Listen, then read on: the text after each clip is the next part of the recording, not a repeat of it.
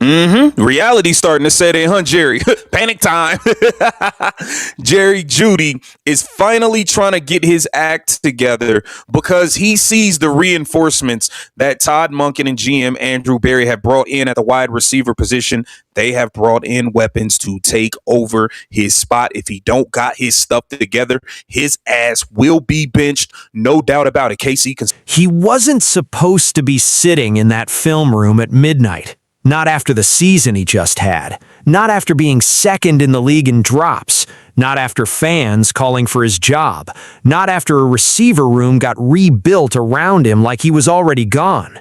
But there he was, Jerry Jeudy, alone with the tape, watching himself fail over and over again. And somewhere in that quiet, something changed. Because this wasn't just about football anymore. This was about survival. Cleveland didn't wait for him to figure it out. While Jeudy was licking his wounds from a disastrous 2025, the front office was busy building his replacement. Not one player, but four. Denzel Boston, Isaiah Bond, KC Conception, Harold Fannin Jr. Todd Monken and Andrew Berry weren't hoping Jeudy would bounce back. They were preparing for the very real chance that he wouldn't. And that's when the panic set in. Because Jerry Jeudy knows exactly what this league does to players who get comfortable. He knows what happens when a front office stops believing in you. You get benched. You get buried on the depth chart. You become a name people used to talk about. And for a guy who once looked like a franchise cornerstone in year one with the Browns, 90 catches, 1,200 yards, a receiver defenses had to game plan around. That fall was brutal to watch. Jerry Jeudy is trying to make some changes. And I think this is very, very much needed because Jerry Jeudy has been a disappointment outside of one season here with the Browns. He's been a disappointment. Last year, he was second in the league in drops. Okay, there's no way you can be, the number one wide receiver and you're second in the league in drops. That explains a lot about the receiving core. Here it says Jerry Jeudy seen training with elite company, and this is courtesy of BrownsNation.com. 50 catches, 600 yards, nearly cut in half, the drops piling up until they became the story of his season instead of his talent. This was supposed to be the guy Cleveland built its passing game around.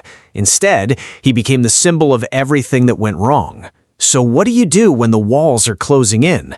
If you're Jerry Jeudy, you go find the best in the business and you put yourself next to them, hoping something rubs off.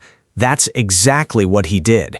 Before training camp even opened, Jeudy was already out in Texas, grinding at Gold Feet with an unlikely training partner, Ja'Marr Chase. Yes, that Ja'Marr Chase, the same receiver who terrorizes the AFC North twice a year, the same guy who represents everything Jeudy is chasing and failing to become right now. Jaylen Waddle was there too, some of the most explosive receivers on the planet, and Jerry Jeudy chose to stand in the middle of them and get to work. Because talent alone wasn't cutting it anymore. He needed to see what elite actually looked like up close. He needed the reminder. You have to wonder what was going through his head in those training sessions, watching Chase snap out of routes with that violent precision, watching Waddle create separation like it's nothing, and knowing that back home in Cleveland, a rookie class in a stacked receiver room were quietly waiting to take his spot the second he slipped again.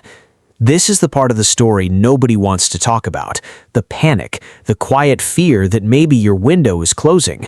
But panic, when it's channeled right, can be the best thing that ever happens to a player. Because here's the truth. Sometimes it takes almost losing everything to remind a guy what he's capable of. Obviously, ranking them the 31st best roster in the league, man. Let's get into it. The ESPN put out their rankings of the best lineups. These are starting lineups for all 32 NFL teams. Number 1, the LA Rams. Myles Garrett lined up as the edge rusher on the other end of Byron Young over there. They have Matt Stafford. They have Kyron Williams. Puka Nacua, as long as he can keep healthy and keep his head out of the clouds there. And they got a really good football team. That's number 1. And Cleveland has given him every reason to feel that fear. This isn't a roster short on options anymore. Denzel Boston flashed all throughout camp. Isaiah Bond was by multiple accounts the standout receiver of the entire offseason program. KC Conception brought juice nobody expected, and Harold Fannin Jr., already a trusted target for whoever's under center, isn't going anywhere. Todd Monken didn't build this room to babysit anybody. He built it to win. And if Jeudy can't be the guy who catches the football when it's thrown to him, there are now 4 other names ready to take those targets instead. That's not speculation.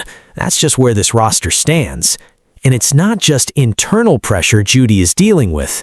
The whole conversation around this Browns team has been brutal all offseason. ESPN's annual survey, the one where they poll coaches, executives, scouts from around the league, didn't exactly paint Cleveland in a flattering light either. This roster got ranked near the bottom of the entire NFL, 31st. Let that sink in for a second. A franchise with this much history, this much tradition, getting talked about like they don't belong in the conversation at all. You'd think that kind of disrespect breaks a locker room. Instead, it's lit a fire. Because buried inside that same survey were some signs of life. Denzel Ward getting recognized as a top 7 cornerback in the entire league, Tyson Campbell picking up honorable mention votes, and on the offensive side, Quinshon Judkins, who didn't even crack the top 10, still pulling in respect from people around the league who watched what he did as a rookie. It's time for you to step up and act like a legitimate top-end wide receiver. Or else Denzel Boston, KC Concepcion, Isaiah Bond, and Harold Fannin will handle it. You know what I'm saying? It's that simple. Either you're going to get it done or they got other people in there that's going to actually get it done now. On Afternoon Drive, they spoke about the Browns roster being ranked 31st, which is just diabolical, so disrespectful. Let's get into it. ESPN's yearly survey that they do, where they And that Judkins story matters here, because it's connected to everything else happening in Cleveland right now. Think about what he walked into as a rookie. No real answers at quarterback for the first 11 weeks of the season, no consistency, no rhythm. And still, people around the league noticed him. Still, evaluators are saying this kid might be sitting on a monster season once he actually has a full year of stability behind him. That's the tension sitting underneath this entire Browns story in 2026. Everybody keeps circling back to the same question. What happens when this team finally gets consistency at the quarterback position? Which brings everything back to Shedeur Sanders. Because while Jeudy is out there fighting for his career, while Judkins is quietly building a case that he's a top-tier back if given the shot, the biggest variable in Cleveland this year is still the kid who arrived with more attention than maybe any rookie quarterback in recent memory. Shedeur Sanders didn't come into this league quietly. He came in with cameras following his every move, with a famous last name, with doubters lined up before he ever took a real NFL snap. And now, he's stepping into a quarterback competition with Deshaun Watson, into an offense that Todd Monken is rebuilding from the ground up, and into a receiver room that's suddenly overflowing with talent and urgency. This is where it gets interesting. and you don't really have anybody else besides Harold Fannin Jr. you can count on. So he didn't, like last year, Quinshon didn't just overcome a bad offensive line. Mm-hmm. He overcame nothing else around him that was working outside of a couple of games from Shedeur. There's a 300-yard game late in the season. Yeah, I think it's going to be. I mean, I think it's really hard. Also, look at this list too, though. This list, if you're like, who's getting out of this top 10 list? When Breece Hall is number 10 overall, like there's a lot of. Because if Jeudy figures it out, if that panic turns into production, Shedeur Sanders inherits a receiver who already knows what it feels like to be WR1 in this league. If Jeudy doesn't figure it out, Sanders still has 4 hungry new weapons ready to step up in his place. Either way, the pressure on this offense to finally deliver is enormous. And that's exactly why Tyvis Powell's comments mattered so much when they surfaced. Because Powell didn't hold back. He spoke publicly about why he believes Shedeur fits the Browns' long-term vision, why this isn't just a temporary story, why the front office might actually be building around him whether people want to admit it publicly or not. When a voice like that goes on record, people notice. It adds fuel to a conversation that was already burning. Is Shedeur Sanders the guy who steadies this offense? Is he the one who finally gives Judkins the quarterback support he never had as a rookie? Is he the one who unlocks whatever version of Jeudy shows up determined instead of scared? Nobody in Cleveland has the answer yet, and that's what makes this whole story impossible to look away from. If you're following this Browns rebuild the way we are, make sure you're subscribed, because this quarterback competition in this receiver room drama is about to get a whole lot louder once real football starts. Because here's what we do know. Todd Monken doesn't run an offense built on comfort. He runs one built on production. Whoever earns the reps earns them because they took them, not because of name recognition or past expectations. And that applies to everybody in that building right now. Sanders, Watson, Jeudy, Judkins, all of them. The fans have noticed the shift too. Social media exploded the moment word got out that Jeudy was training with Chase and Waddle. Some fans praise the humility of it, a guy admitting he needs to be around greatness to become great again. Others were more skeptical, wondering if it's already too late, if the front office has already mentally moved on from him as a lead option.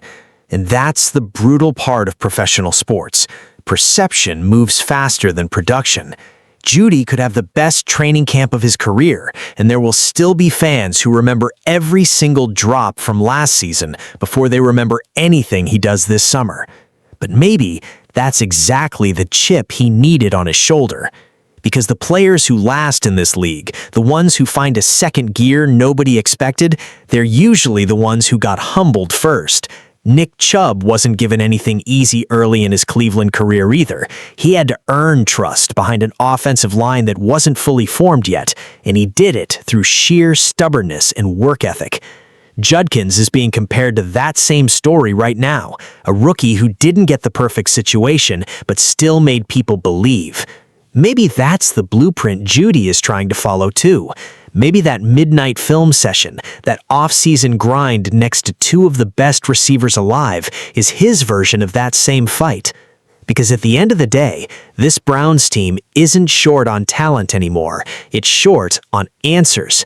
Answers at quarterback. Answers about who steps up at receiver. Answers about whether this coaching staff can finally put together an offense that matches the potential sitting in that building. In every single one of these storylines, Jeudy's redemption arc, Judkins' quiet rise, Sanders' uphill battle for QB1, Powell's belief in the long-term vision, they're all connected. They all feed into the same question hanging over Cleveland heading into this season. Is this finally the year it comes together? Nobody knows yet. Not the analysts, not the fans, not even the players in that locker room, if we're being honest. But what we do know is this. Jerry Jeudy walked out of last season embarrassed, and instead of hiding from it, he went and found the best receivers in football to remind himself what greatness actually looks like. That's not the move of a player who's given up. That's the move of a player terrified of becoming a cautionary tale. And terrified might be exactly what Cleveland needed from him. Because sometimes the players who scare you the most aren't the ones talking the loudest about bouncing back. They're the ones quietly putting in the work when nobody's watching, hoping it's enough before the season reminds everyone exactly what's at stake. This story isn't finished, not even close. Training camp is going to tell us more in a few weeks than any off-season workout ever could. But if Jerry Jeudy shows up different, sharper, more disciplined, catching everything that comes his way, this entire Browns offense changes shape. And if he doesn't, Cleveland already built the answers sitting right behind him on that depth chart. Either way, this receiver room, this quarterback competition, this whole rebuild, it's about to get tested for real. And nobody in that building is getting a pass this time. Not Jeudy, not Sanders, not Watson, not anybody. The only question left is who actually shows up when it matters.